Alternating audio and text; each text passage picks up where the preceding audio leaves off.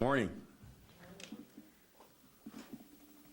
This morning we have with us people from the community, Pastor James Brooks from Harmony Community Church and CEO of the Lawndale Christian Health Center, as well as I believe Malcolm Crawford is on the way, may not be here yet, and Tanisha Jones, Senior Director for Strategy and Operations from Westside United.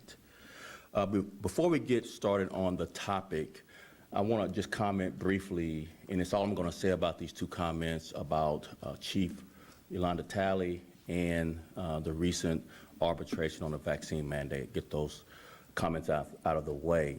So, starting with Chief Talley, as soon as we heard about the incident, we immediately forwarded the circumstances to the Inspector General.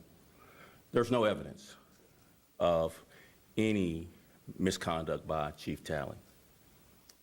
Secondly, the arbitration on the vaccine mandate, I'm just going to read just a few highlights of this. It was upheld. The grievance was denied. The city had no obligation to engage in midterm interest arbitration over the issue. The arbitrator affirmed the management right of the city to mandate the vaccine and the way that the city implemented the mandate, and placing officers in a no-pay status for failure to submit their vaccination status is not considered discipline or removal, and the department's decision to not allow officers to use accrued banked time was a permissible one. And there are more, obviously, details regarding the vaccine mandate arbitration decision. The last thing I'll say about that, though, is the first shot, according to the arbitration, it needs to be by March 13th for officers who are not vaccinated, and the second shot by April 13th. So in the arbitration, the first shot is mandated by March 13th, 2022, and the second shot by April 13th, 2022. For those who file medical and or religious exemptions by or before December 28th, the first hearing date, they will have 6 weeks from being notified of their denial to become vaccinated. For employees who established that they have made a good faith attempt to obtain the vaccine by 3/13 but were unable to do so, the department is going to extend the deadline for any kind of reasonable circumstances for a short period so they can get those done, and that'll be done on a case-by-case basis. So 2 weeks, primarily about 2 weeks to get the first shot, and then, as I mentioned, by April 13th, a month later, the second shot, 2022. So now we're going to go through the topic of the day. We're not going to say any other comments. You can ask questions at the end about either of those, but I think it's prudent regarding Chief Talley for me to limit my additional comments because it's an ongoing investigation. So we don't have any evidence that Chief Talley did anything wrong, but we did forward all of the circumstances to the Inspector General for their full and complete investigation, and we'll defer any other comments until that investigation is completed. So now, good morning. I would also just start with we are making progress focusing our efforts in combating gang and narcotic criminal networks in the city that drive violence. And I would like to thank the community members for being here. As I mentioned, Pastor James Brooks of Harmony Community Church and the Lawndale Christian Health Center, and Tanisha Jones of the Westside United. But before we go into these cases, I want to highlight for a moment, shine a light, and congratulate Chicago's 17-year-old student at Providence St. Mael, the west side of Chicago, for his academic achievement of a perfect score on the ACT test. Perfect score. Westside kid. That's something to congratulate them on and encourage. So I wanted to highlight That student, I have no doubt his success, and this is an African-American male student, I have no doubt his success is due to the nurturing and support he received from his family, his school, and his West Side community. I think this achievement, I know there's been some news coverage of this, I think he deserves much more news coverage than he's received. I also have no doubt that this outlook is proof positive that his score on how we provide opportunities for our children when we pour love and guidance into their lives. Now, to these cases that we are going to highlight today regarding gang, guns, and drugs, homicides, carjackings, and organized retail theft. Over the past 2 weeks, CPD's Bureau of Counterterrorism made more than 24 arrests in 3 separate takedown operations on the West Side involving known gang members who were involved in illegal narcotics and guns that drive violence. These gangs were the Gangster Disciples, the Vice Lords, the Black Souls, and the Black Disciples. In each of these operations, officers were able to make arrests in areas where the sale and distribution of narcotics and guns were major contributors to violence. First, I'll note, is in the 10th District, where we initiated one of these operations. Actually, there were 2 on February 15th. We took 13 offenders in custody in this operation, including one who is being charged with gun running, which is a state charged felony. 2 are being charged with criminal conspiracy, and 17 are being charged with delivery of a controlled substance. We also seized 2 vehicles and recovered 5 guns, directly combating gun running and the drug trade with this operation. Another operation in the 15th District, still on the West Side, yielded 7 arrests for criminal conspiracy to distribute a controlled substance. And this happened on February 18th. And all 7 was charged with this criminal conspiracy, and the investigation is ongoing to bring in even more offenders. During this particular undercover investigation, we seized 4 vehicles and documented more than 80 illegal narcotic purchases. It's plain to see that the presence and the ultimate recovery of guns and drugs in the heart of these communities underscores that we are concentrating our efforts in the right places, and we will keep doing this.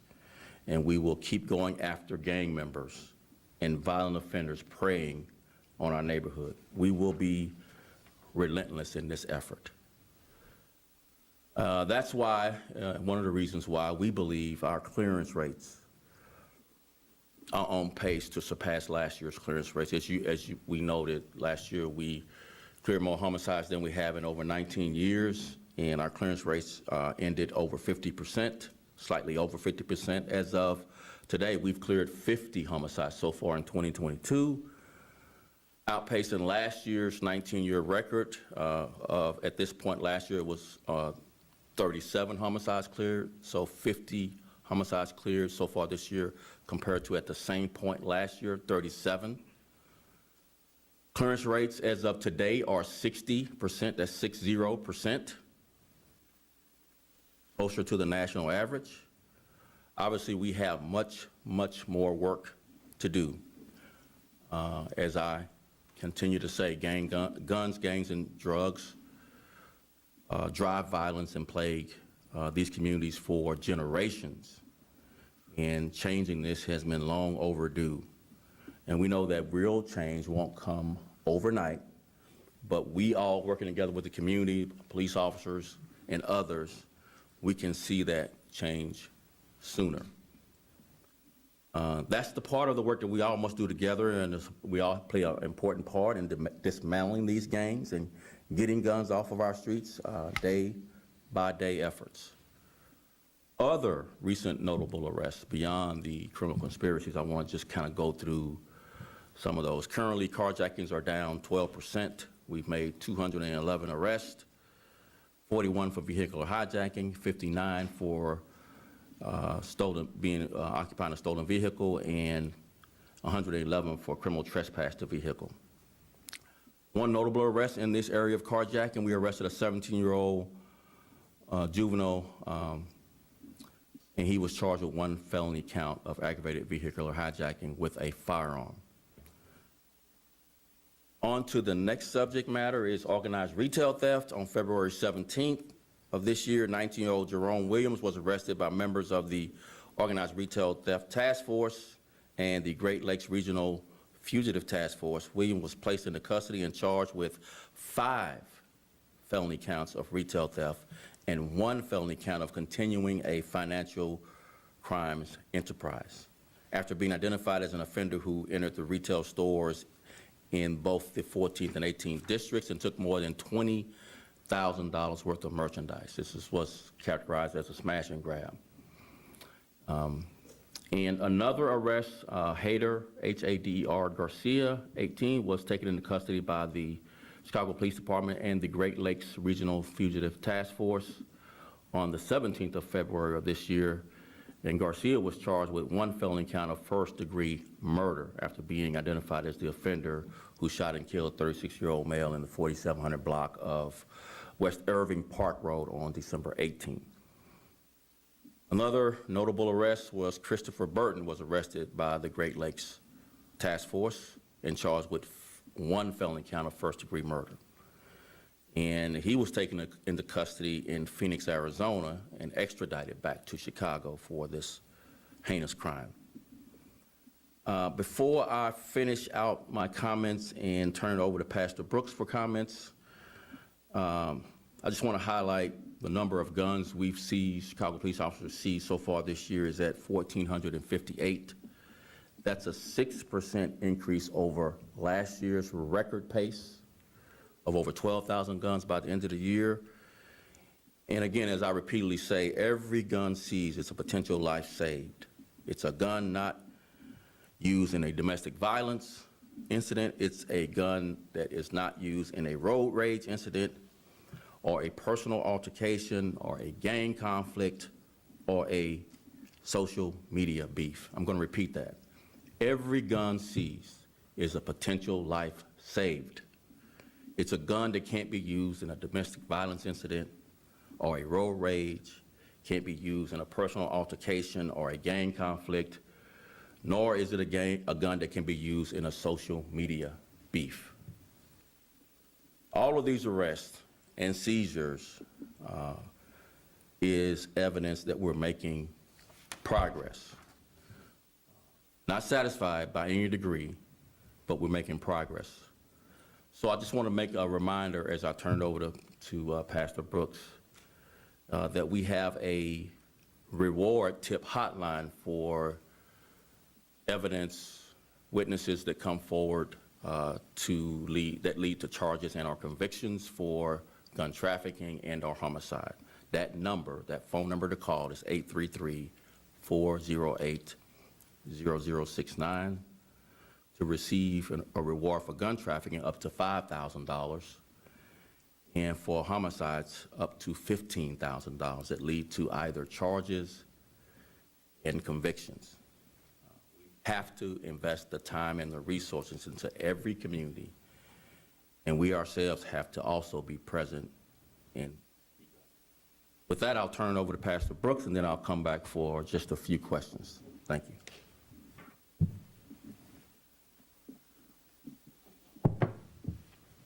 Hello, my name is James Brooks. I am senior pastor at Harmony Community Church in North Lawndale, and I also have the privilege of serving as the CEO of Lawndale Christian Health Center. I want to start my remarks from my heart, first of all, thanking Superintendent and all the police that help protect and keep us safe. But let me start by saying this. I love to brag on my community. I love North Lawndale. I love the west side of Chicago. I love Chicago, but I have my favorites, right? And west side is one. Why? Because we have some amazing people, some resilient people. I know oftentimes you hear the despair, but when I walk through my neighborhood, I see nothing but hope. So I'm thankful.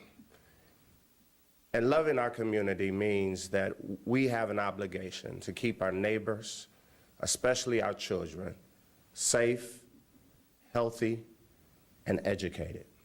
safe, healthy, and educated. And we do this not by pointing fingers, but by linking arms with our police, with our community organizations such as Westside United. We link arms and we say we are better together. For two are better than one, for they help each other succeed. Oftentimes now, as a leader of a health center, I'm asked, what does health mean? Some people think that health is only what happens in the exam room. But I have learned that health is community, because one cannot be fully healthy if their community is not healthy. Let me say that again. One can't fully be healthy as an individual if your community is not healthy. So that means it takes all of us, police, church, organizations, leaders in the community, residents, to work together, linking arms, so that we can continue to make the West Side, in particular, North Lawndale, thrive. Thank you. I'll take a few questions, but before, I just want to reiterate a big shout out to the 17-year-old student who got a perfect score on the ACT test recently here at Providence St. Mel School there on the west side. Just wanted to highlight that before we start taking questions again. Can't say that enough, how proud we all are of this student. So I'll take the first question. Yes? On the vaccine, Yeah. I know you have until March 13th to bring officers along who haven't gotten the shot yet, but I'm trying to get a sense of where we're at. Do you have a sense, if you take out the people who have their first shot, the people who have an exemption, how many officers would be facing no pay status if the deadline was tomorrow? So our experience is, and we've had experience with this since October of last year, is there are some officers who took the vaccine immediately, who are already vaccinated. Actually, the population of Chicago Police Department has a higher percentage of vaccination than the general population, over 70%. And we saw that number continue to grow as time went on, as we began educating our officers more, spending more time with them one-on-one. We did one-on-one counseling because we thought that educating our officers was the way to get them comfortable with the vaccine. So, instead of creating some kind of controversial remark regarding how many officers would go into no pay status, I would much rather talk about this in this way. Our officers are smart. They have families, and they risk their lives for all of us. And we ought to give them their due respect, like we have, in making this tough decision if they have apprehension about the vaccine.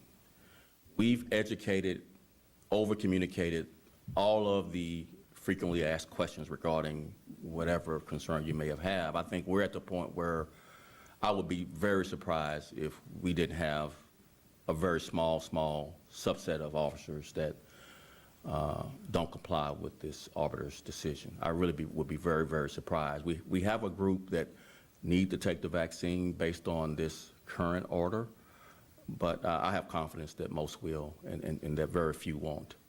And if I can ask a follow-up, then I'll let my colleagues. Do you see any issue or contradiction with enforcing this mandate at the same time that the city is saying we don't need a vaccine mandate for bars and restaurants and gyms and that sort of thing? Not if you use your common sense and know why are we now able to not wear a mask, and it's because more people got vaccinated, that more people complied with social distancing, masking, et cetera, et cetera. So the reason why, if you use your common sense, is because more people got vaccinated, more people complied with masks and social distancing and the like. So I don't see a conflict. I see this is the reason why we're able to lift some of the restrictions. All right, next question. Thank you. Dave Stewart, Yeah. It looks like you gave Chief Talley a favor regular people wouldn't get when you did an in-concert car. Did you make that decision, and why? Officers who were involved have taken off for a short time after. So you're not going to listen to me when I say I'm not going to make any further comment about an ongoing investigation. You're just going to do your own thing. I appreciate your adversarial nature, but I'm going to stick to the prudent position that it should be fair to everyone not to comment on an ongoing investigation and tip the scales either way, particularly from my position on the facts.